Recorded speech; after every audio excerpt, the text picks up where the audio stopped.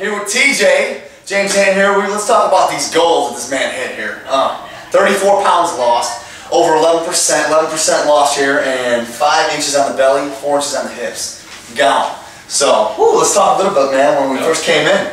How were we when we first came in? What was our mindset? Well, I kind of first started off, a friend of mine that I work with quite a bit during the summer had actually gone through their program here at HitchFit. Yeah. And just kind of seeing his transformation and kind of what it did for his life, I kind of wanted to try to do the same thing. So that's when I kind of inquired about it and met you. Dude, and when you came in, I know it was more like, okay, what are we doing for lifting, cardio, nutrition, what's all this stuff about? Let's kind of dive into, I guess, like weights. Before you came in, weights, cardio, nutrition. Talk a little bit about that. Like, where were you at? I played sports all growing up throughout high school, and I actually played tennis for a year in college. So I was always real fit, in shape, worked out a lot. And then starting probably my sophomore year in college, I'd stopped working out, stopped running and everything.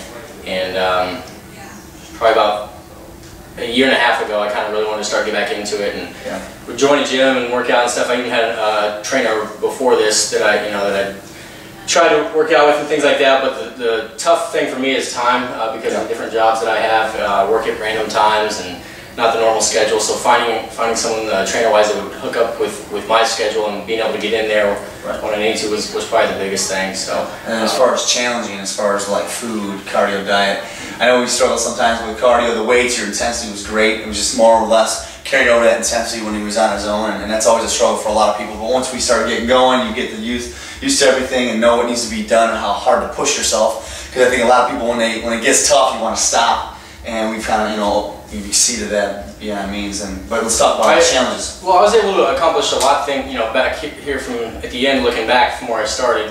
But it's kind of funny to think how I really could have ended up if I was able to follow everything to the T and how I was supposed to. I travel a lot for my job, and I'm gone a week, here home a week, gone a week, home a week, things like that, especially during the summer. And so it was really hard to, when I'm in a hotel or things like that, or trying to grab something on the way to the ballpark. It's hard to eat exactly what I'm supposed to be doing. It's kind of hard to make sure I'm getting in as many calories a day as I'm supposed to be burning for cardio-wise. That's another thing I learned.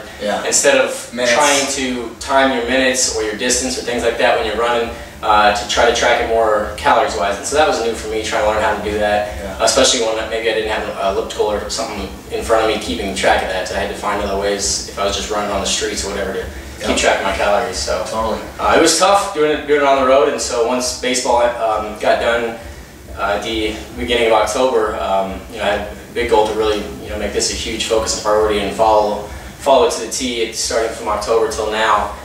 And I still even wasn't able to do it exactly like I wanted to, but I was able to accomplish a lot, I think. And I think once you get into it, you get to the ending day, so to speak. It's not really the ending day, but ending day of the program, so to speak. It really kind of motivates you to want to keep going. You don't really look at it as like this is it. So that's where I'm kind of at right now. I'm pretty excited about. Yeah, man, and there's just more goals that keep popping up. As you start getting better, you're running more, you're getting more distance. Maybe I'll run a 5K, maybe I'll do this, and that was another thing we ended up doing through the process as well. I ran the Kansas City half marathon last year at a time of 2 hours and 35 minutes, and I was just happy to finish it. I didn't really have any goals or anything like that, but that was last year. I was able to train a little bit. This year, after I was just working out on the plan and hadn't even really ran that much. Once I started my training for the half marathon this year, I could already tell how much just better in shape I was, breathing-wise, just being able to run longer. It was great. I ended up running this year in 2 hours and 9 minutes, which, if you're a runner, that's not very fast, but for me, that was pretty awesome. So I went from 2:35 to 2:09, so it was quite a bit. I was pretty happy and pretty excited with myself. So that's awesome. That was a good feeling to be able to do that, just because my body was in better shape.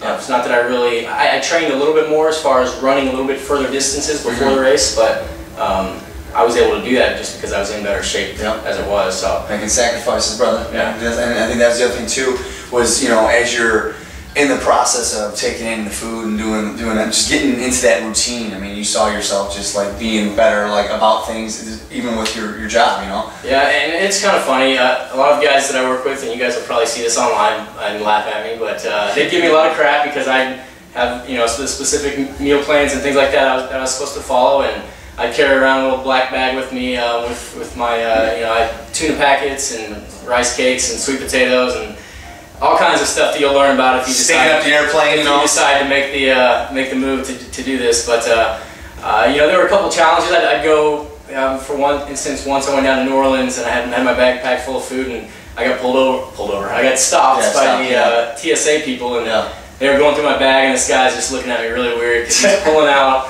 you know, bottles that are protein powder and rice cakes, and he ends up grabbing my jar of peanut butter. Says, "Sir, you can't take this on the plane." And he said it was considered a gel, so I guess you're not supposed to take peanut butter on the planes. Yep.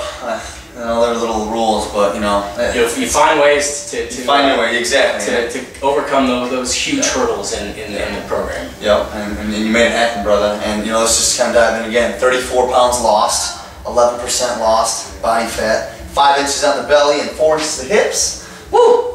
Awesome stuff, brother. Proud of you, man.